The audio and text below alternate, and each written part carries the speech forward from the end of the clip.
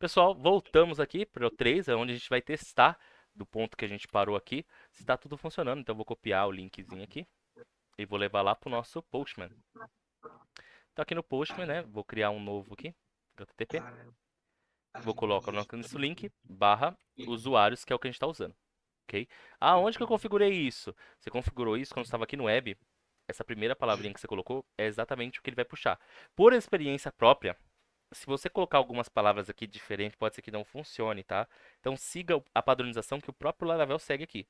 Se você for colocar algo muito diferente, ele vai dar uns probleminhas aí. Eu já tive alguns errinhos que, eu não, que o aluno, acho que mudou um S, alguma coisa, ele não estava indo. Palavras em inglês, ele não teve esse problema, viu? É mais as nossas palavras aqui traduzidonas. Então, deu em enviar. E ó, apesar da minha lista estar vazia, ele trouxe barra N. Nossa, eu vou tirar esse barra N nojento aqui. Cadê? Eu acho que a barra não tá invertida. Ela ficaria meio esquisitinha quando ela tá invertida. Ela fica de uma cor diferente. Será que é assim? Eu acho que tem que usar aspas duplas. Pô, nem me lembrou. Aspas duplas. Agora eu acho que vai, ó. Deixa eu pedir de novo aqui. Beleza. Por quê? Esse primeiro link aqui que ele deu aqui tá funcionando, então é o nosso CSRF token que a gente vai ter que usar para dar continuidade a algumas coisas. E a gente vai criar outro aqui, vou dar um new aqui até. E tá as duas abertas aqui. Esse aqui vai ser o nosso enviar, né, o nossa leitura, esse aqui vai ser o de enviar, tá?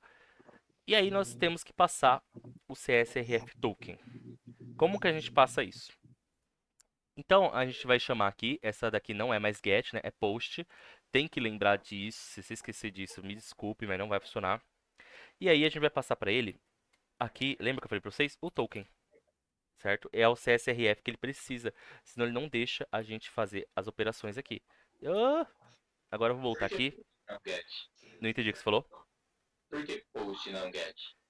Porque o get é para a gente justamente trazer as informações e o post já é para a gente enviar as informações. Isso aí por causa tanto do HTTP, do protocolo, tanto como a convenção do próprio Laravel.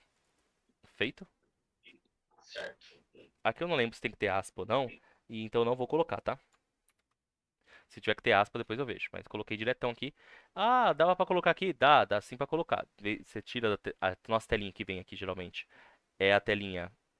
É essa primeira mesmo, tá certo. Mas quando você vai escrever, usa a body, né? Porque a gente vai precisar colocar o corpo aqui da requisição. Pra gente escrever o nome. Mas a telinha do parâmetros aqui, você poderia escrever aqui e colocar o valor dela. Tem como você fazer isso como global. Um aluno me ensinou uma vez. Deixa eu lembrar o nome dele, pra dar os créditos. Nossa, esqueci o nome dele. Ria. O Rian. Rian me ensinou uma vez a fazer global. Pô, é muito mais fácil, mas aqui você vai ficar desse jeito, vai fazer desse jeito, ok? Aqui eu coloquei XURL encoded, vou colocar que a chave é nome, porque a gente colocou lá que o único recebível dele é nome. Vou colocar o primeiro nome, vou colocar o R Pereira Codando aqui e vou tentar enviar. Ele deu um 200, ok. Ele não me retornou nenhuma resposta, eu não sei por quê. Era pra ele retornar, deixa eu olhar lá. Eu acho que tem que colocar aquele negócio de mensagem mesmo, Eduardo. Ou não, não sei. Mas ele deu ok. Deixa. E aqui no get a gente vai testar se foi ou não. Não, não foi. Então não tá ok. Por que esse merda aqui não funcionou? Tá dando ok, mas não tá indo. Tá, deixa eu olhar aqui. É porque eu sou uma anta. É só por causa disso, gente. Desculpa. Eu fiz no create, não é no create, é no story ali. Em algum momento eu falei story e. Tá.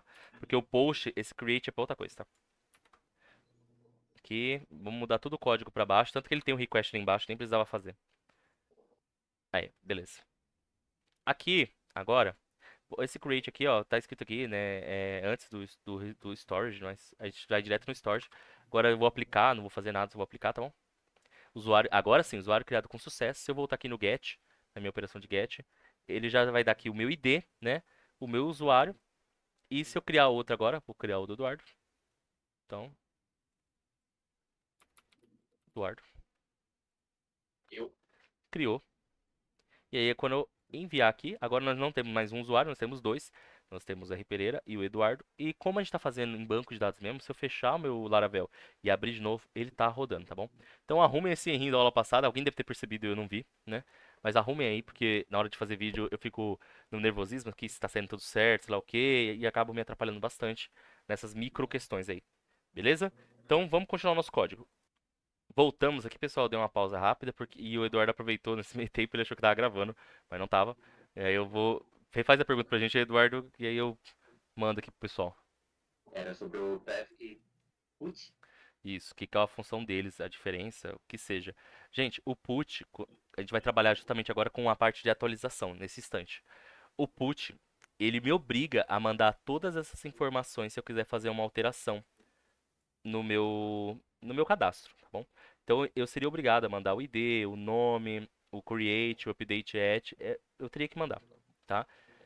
Já o patch não, o patch ele deixa eu mandar parcial, ele deixa eu mandar apenas alguns dados, certo? Como ele vai saber quando é um, quando é o outro?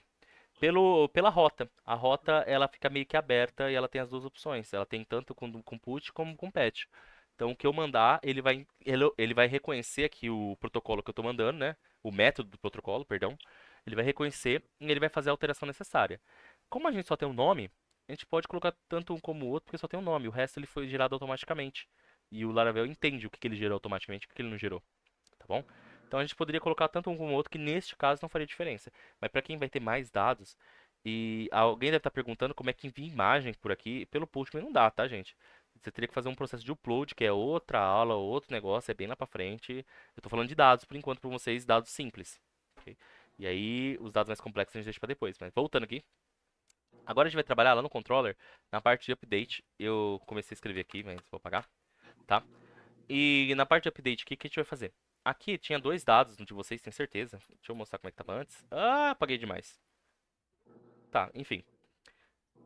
Store tá certo, criado tá certo. Vamos aqui de onde que eu tava. Do update tinha o request e o string com ID. Eu não faço a alteração olhando pro ID, tá?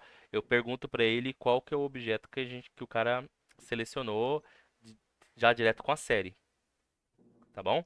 Ele consegue entender qual que é a série que eu tô falando e ele consegue trabalhar em cima disso daí. Então, vamos pedir aqui, em vez do request, eu vou pedir pra ele qual que é a série, né? A série... Oh, eu tô falando série, você não fala nada. É usuário, meu. Você tá falando com o usuário. Porque quando a gente fez junto, a gente tava em negócio de série. Aí a cabeça fica longe. E aí, né? Apesar de ele estar indicando isso aí embaixo, não é isso que a gente vai usar, tá bom? A gente vai puxar dessa variável usuário, porque ele agora é um objeto, né? Desse usuário, a gente vai pedir pra ele preencher pra gente, certo? Com os elementos do request. Então, tudo daquilo que eu mandar, ele vai preencher. E como eu usei esse fill, obrigatoriamente eu tenho que salvar depois, porque ele não é igual. Isso aqui que a gente está usando, essas facilidades aqui maravilhosas que a gente está usando, é chamada de facades. São comandos pré-prontos que ele já tem dentro, o select do banco de dados, ele já tem o insert do banco de dados aqui nesse caso, entendeu? E ele já sabe como vai funcionar o padrão. Isso aqui dá para você criar na mão? Dá. Eu vou ensinar a fazer isso? Não, tá? Então, se você tiver algum problema, tiver alguma limitação, você pode usar o comando, acho que é dbtable. Vou colocar aqui pra ver, mas eu não lembro realmente. Por isso que eu não vou passar até. Eu acho que é, não sei se é dois, é dbtable assim, ó. dbtable, eu não lembro realmente, gente. Se é barra, ponto, ponto, barra, mas é alguma coisa table. Depois na próxima aula eu trago aí pra vocês. Mas dá pra você escrever o comando do banco de dados na mão, tá? Eu acho que o Eduardo tem um projeto que eu fiz muito ajudando ele. Isso aí que eu usei comandos na mão, porque não tinha. Eu também tinha uma limitação de saber, né? Mas isso aqui são facilidades do próprio ORM do Laravel, de ajudar vocês a não ter que saber, ter esse conhecimento tão mais específico de banco de dados, né? Você só sabe os comandos do Laravel. Lá você pode acessar também e ver as facades que ele tem, todas, né? Que é esses atalhozinhos para você acessar um dado do banco sem você precisar necessariamente conhecer SQL, tá? Então, voltando aqui, eu fiz o preenchimento, eu salvei, né? Agora eu vou dar só uma mensagem de retorno, né, aqui pra gente. E vou pedir para ele retornar com aspas duplas, porque eu vou escrever uma variável no meio. Usuário, vou colocar ele aqui qualquer, né? Usuário atualizado com sucesso. Não sei quantos mil dados ele vai trazer, mas vamos deixar assim, ok? E agora eu vou testar, não sei se vai funcionar, tá? Então, para isso que serve o teste, né? Lembra para vocês que eu falei que tem uma padronização?